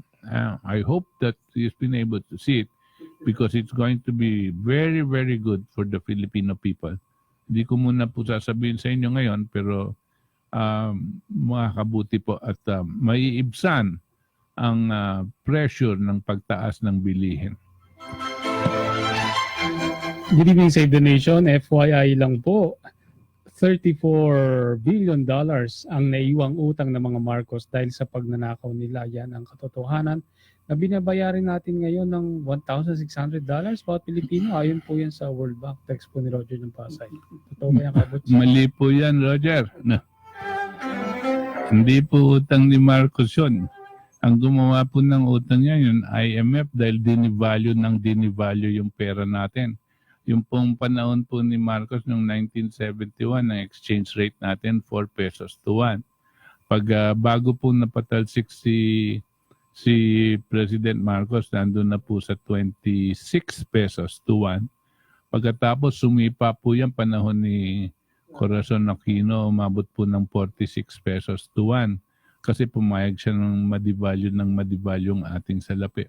Doon po sa devaluation ng ating salapi vis-a-vis the US dollar, nagkakaroon po ng epekto sa pagtaas ng utang. No?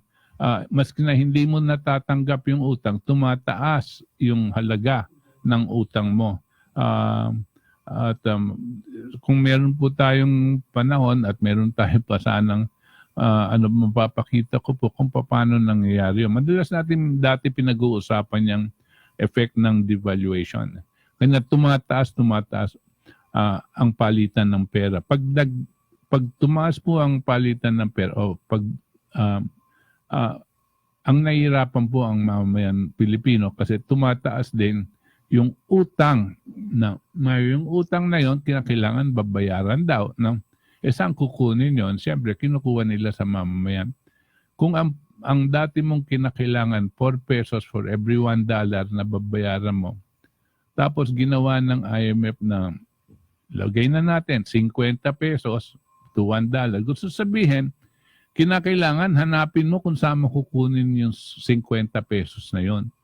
So babanatan mo ng buwis ang taong bayan. Tapos kung ano-anong gagawin mo para mahagilap mo yung 50.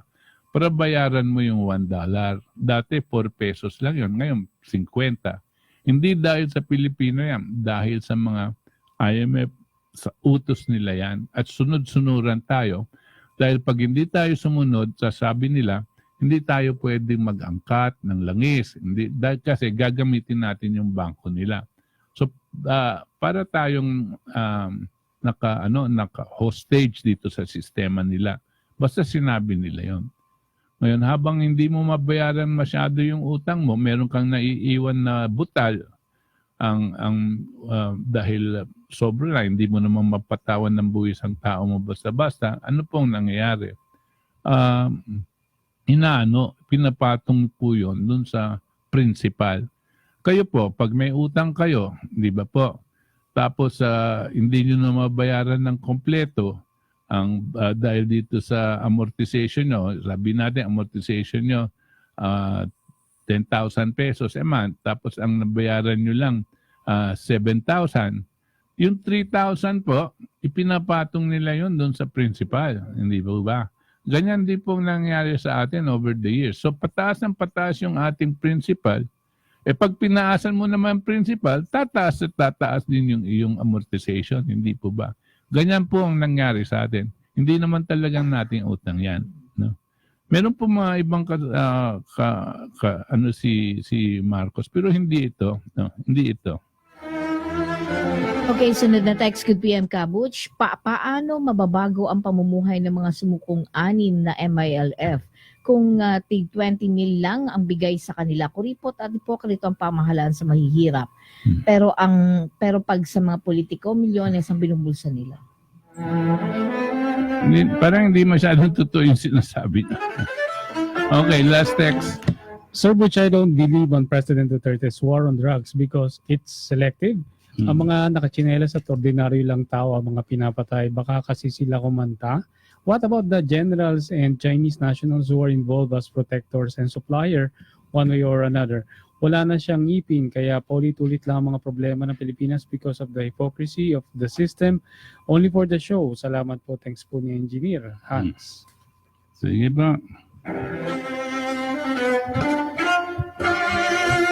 Okay, sa ngalan po ng ating mga katipon dito sa ating Katipunan at sa magagaling na staff ng DZXL Radio Mo Nationwide. Kami po ay pansamantalang nagpapaalam at nagpapasalamat na sinamahan nyo kami ngayon ng Oro de Peligro ng ating bayan at ng buong mundo dito po sa ating Katipunan. Hanggang sa linggo pong muli, mga katipon, 7 to 9 p.m. Magandang gabi po sa inyong lahat.